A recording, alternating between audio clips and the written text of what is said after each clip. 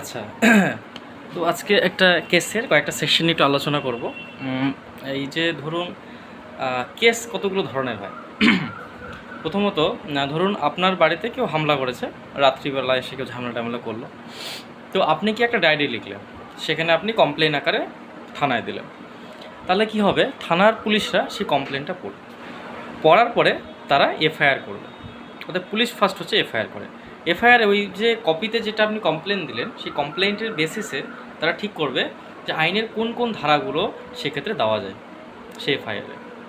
তো একটা কেস আমি বলছি, যে কেসে ধারা কতগুলো দিয়েছে তার যেমন হচ্ছে 329+4, ওকে, 324+4, 304, 351+2 অ্যান্ড 3+5। এগুলো হচ্ছে সব বিএনএস। আমরা জানি যে আগে ছিল সব আইপিসি, ইন্ডিয়ান পেনাল কোড, যেটা 2023 সালে রিপ্লেস হয় হচ্ছে বিএনএস, ভারতীয় ন্যায় সংহিতা।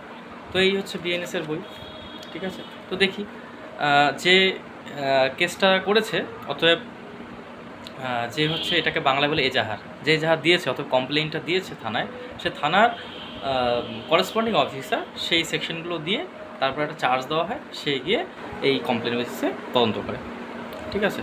এবার এর মধ্যে দুটো জিনিস আমাদের দেখতে হবে। অফেন্স, যে কোনো অফেন্স দু ধরনের হয়, একটা হচ্ছে আপনার কগনিজেবল অফেন্স, একটা নন কগনিজেবল অফেন্স। তাহলে কগনিজেবল অফেন্স কি, যদি খুব সহজ করে বলি, কগনিজেবল অফেন্স হচ্ছে সেই ধরনের অফেন্স যেগুলো হচ্ছে সিরিয়াস নেচারের, যেক্ষেত্রে যার এগেনস্টে ধরুন একজনের এগেনস্টে একটা অফেন্স আছে, সেটা হচ্ছে কগনিজেবল অফেন্স, ঠিক আছে, মানে যে অপরাধটা করেছে সেটা কগনিজেবল। তাহলে কী হবে, তাকে কিন্তু উইদাউট ওয়ারেন্টে অ্যারেস্ট করা যায়। পুলিশ ইনিশিয়ালি গিয়ে তাকে অ্যারেস্ট করতে পারে উইদাউট ওয়ারেন্টে। আর যদি এমন হয় যেটা নন কগনিজেবল অফেন্স, তাহলে সেটা কোর্টের পারমিশন নিতে হয় তাকে অ্যারেস্ট করার জন্য। এটা বুঝতে হবে ফার্স্টে। সেকেন্ড হচ্ছে সেটা হচ্ছে একটা হচ্ছে বেলেবল অফেন্স, আর হচ্ছে নন বেলেবল অফেন্স। বেলেবল অফেন্স কি, যে অফেন্সের ক্ষেত্রে সে বেলের জন্য ক্লেম করতে পারে। আমরা জানি যে এই যে অ্যাকিউজড পার্সনের রাইট টু ক্লেম বেল, তার একটা রাইট, ঠিক আছে। তো যেগুলো বেলেবল অফেন্স, সেখানে বেল চাইলে কোর্ট বেল অবশ্যই দিতে রাজি আছে, দিতে মানে বাধ্য থাকবে আর কি। আর যেটা নন বেলেবল, সেক্ষেত্রে কিন্তু কোর্টের যদি মনে হয় যে তাকে বেলটা দেওয়া যায় কি, সে তবেই দেবে, নাহলে দেবে না। তার অ্যাডভোকেট আর্গু করবে কোর্টে, তার বেলটা দরকার, এই ইত্যাদি ইত্যাদি গ্রাউন্ডে দেবে, অবশ্যই সে কোর্ট বিচার করে দেখবে, যদি দেওয়া যায় তাহলেই দেবে। তো চলুন আমরা জাস্ট একটা সেকশন আলোচনা করি। অনেকগুলো সেকশন দিয়েছে এখানে, 1, 2, 3, 4, 5টা সেকশনে কেসটা হয়েছে। আমি জাস্ট 329+4টা পড়ছি। প্রথমত এখানে যেটা বলেছে, আমরা ক্লস 329, আচ্ছা, +4,